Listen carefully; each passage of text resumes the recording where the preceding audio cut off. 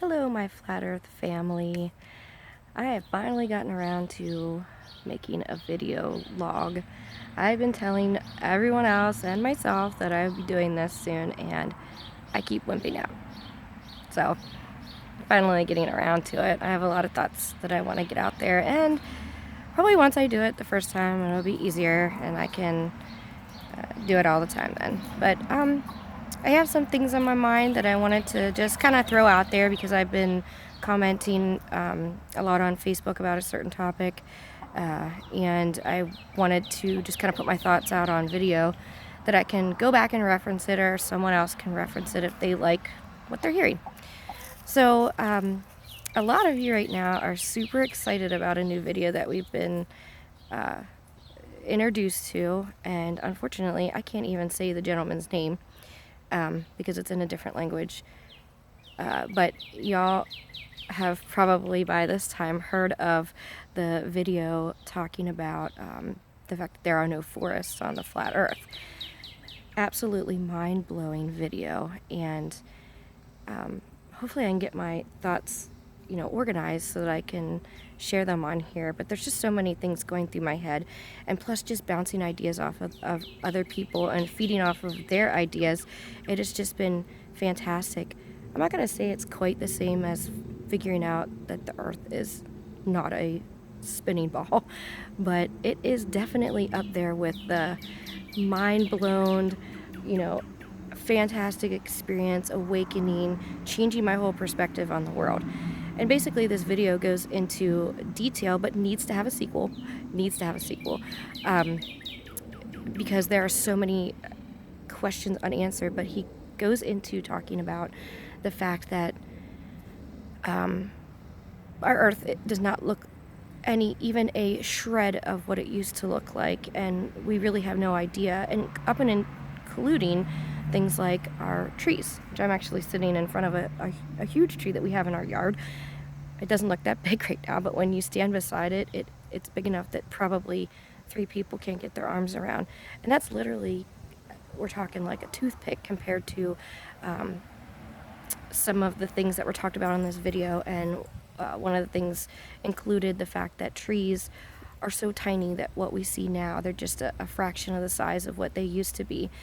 That these trees were massive, and the only thing we have left of them is pieces of petrified tree, which are now our mountain peaks and some of our plateaus, which is just mind-boggling. But the evidence that was shown when he was comparing tree trunks to, especially cut down tree trunks or even splintered tree trunks, comparing them to what we see in mountain peaks. I wouldn't necessarily say mountain ranges.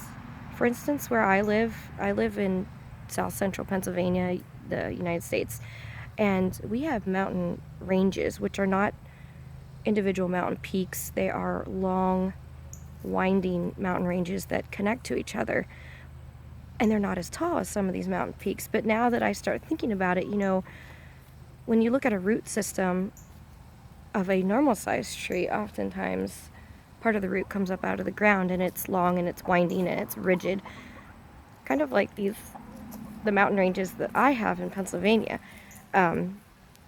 It just blows my mind thinking that the mountain ranges, that I have here in Pennsylvania, could they possibly be just one big giant root system for the big peaks that are like out west or in other countries and continents? Because where I live, we don't have really, really tall mountains. Like, I've been to hiked a couple and traveled to a couple that are pretty tall considering where I live, and that's only like a little over 2,000 feet, and they get so much bigger than that.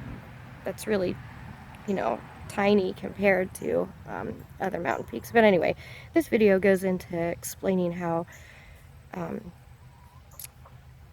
perhaps these mountain peaks that we see are merely just giant tree stumps or giant broken down trees, and things like the Grand Canyon is just a giant quarry.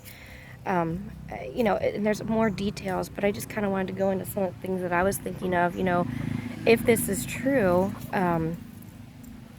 I look back into like the biblical references, and there's other religions that talk about humans lived so much longer back in the biblical days, or 1,000 years ago, 2,000 years ago, whatever you want to consider it.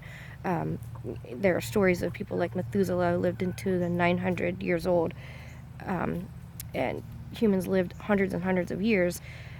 Before the flood, we are told that, at least some of the stories are told that humans lived for a very long time. And I got to thinking, before the flood happened, maybe these giant trees did exist and they were super, super oxygenating the plane. I don't want to say atmosphere. And if we do indeed live in a terrarium-like enclosed world, because there's lots of evidence to say that we have not reached past a firmament or some kind of dome. And if that's true and we're living in this giant terrarium, it would make sense that there's a possibility that we have these massive giant trees. Now, I don't think that we had huge forests full of just giant trees like we have forests now. I'm thinking maybe they were just sporadic, big, giant, life-giving, root systems connecting, oxygenating the earth size trees, like Home Tree on Avatar. I know a lot of people suggested that. And, I watched that movie and it's just completely fantastic when you talk about the the graphics and the idea, the imagination behind it. But I was like, the whole part of the trees talking to each other and the root systems being connected and the energy, blah, blah, blah. I used to never agree with that. But I'm really kind of starting to think that maybe they had something going there. I don't know. But I mean, think about that. Think about how the world must have been so completely different if our oxygen levels were so much higher. Before the worldwide flood, we were told, at least from what I've learned, that it never really rained on Earth. It just was always like a heavy dew. The first time it rained was when the flood happened. Imagine how scary that would be. Never saw rain before, a downpour, torrential rain, and all of a sudden it does it for 40 days and 40 nights and doesn't stop. I understand not every one of you out there agrees with that, but just imagine. But before that it didn't rain. Well, if we had some of these massive, massive trees around, and Earth more like had a really heavy dew every day because of it not raining, everything was just much more moist, maybe like rainforests or something. I mean, the cloud cover, weather, everything would have changed.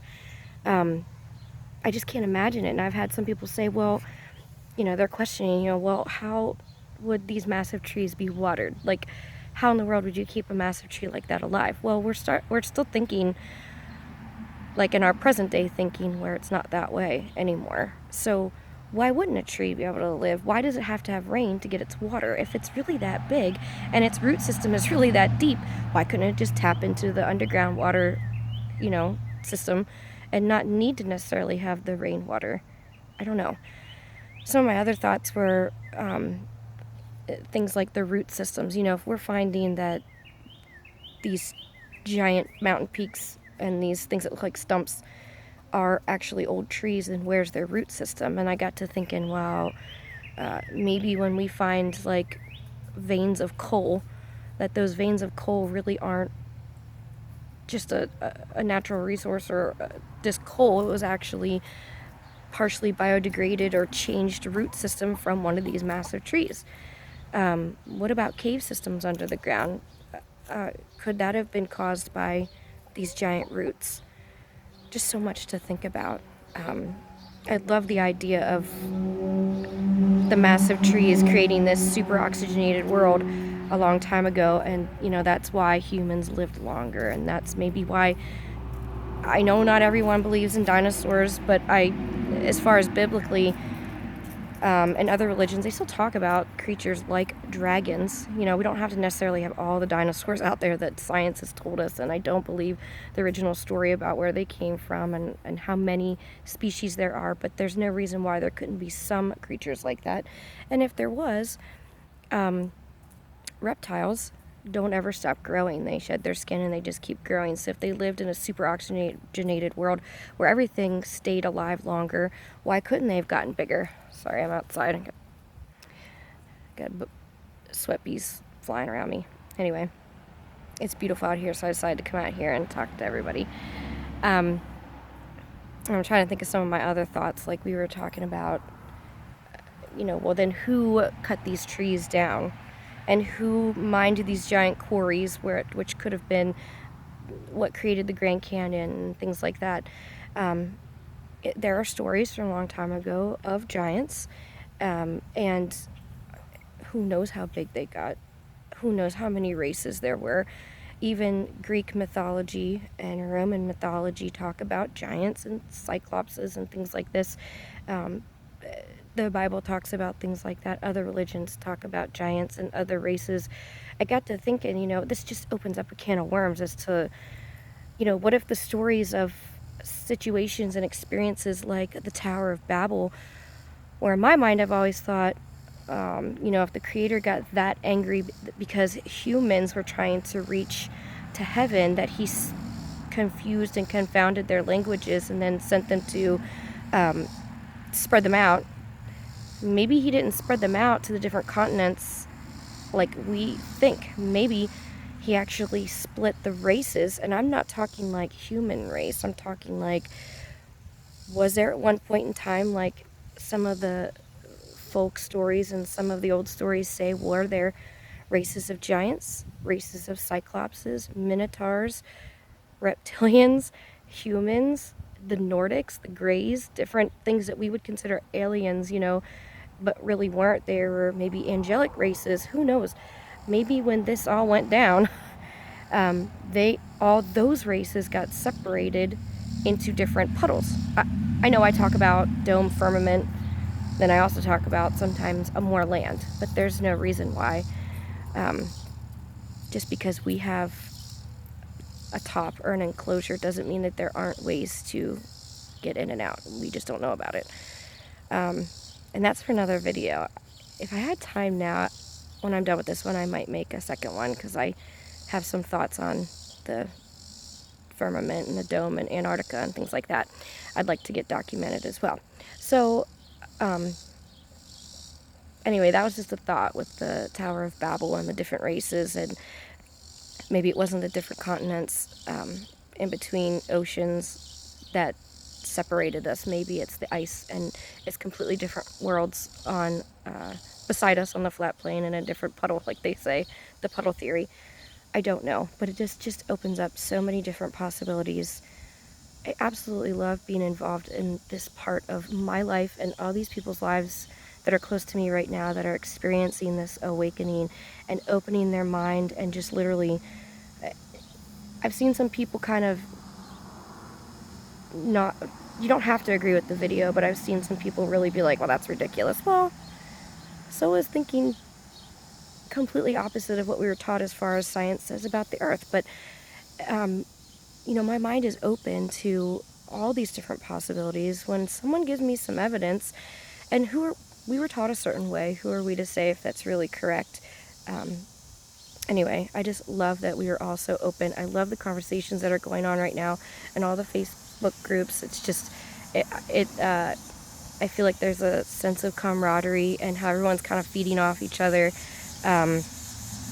Just really, really great. I know Shadow, Thundercloud, after I had already started the video the night before, and of course nobody knew that, but I was only like 15 minutes into it.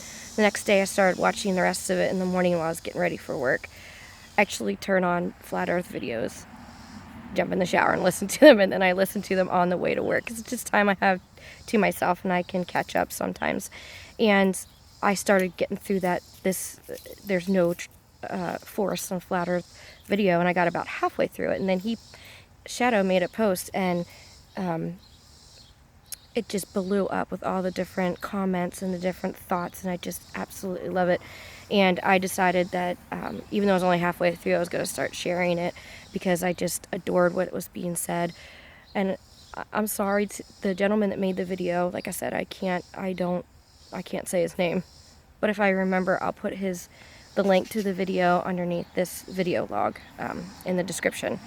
But bless his heart, because some people get a little frustrated because of his accent. I think it's endearing, and I love that he's trying so hard to get his point across. Good for him, because I don't know any other languages, so, you know, kudos to him. An excellent, excellent video. If nothing else, makes us all think a little differently. Open up your mind a little bit. I just love it. I'm going to try to make another video log here soon. I'm not going to keep track and the numbers and all that. I might on my description, but I will make another one soon. And I guess I'm going to sign off and just let everyone know I want you to continue to enjoy your experience learning about this flat Earth. Talk to you guys later.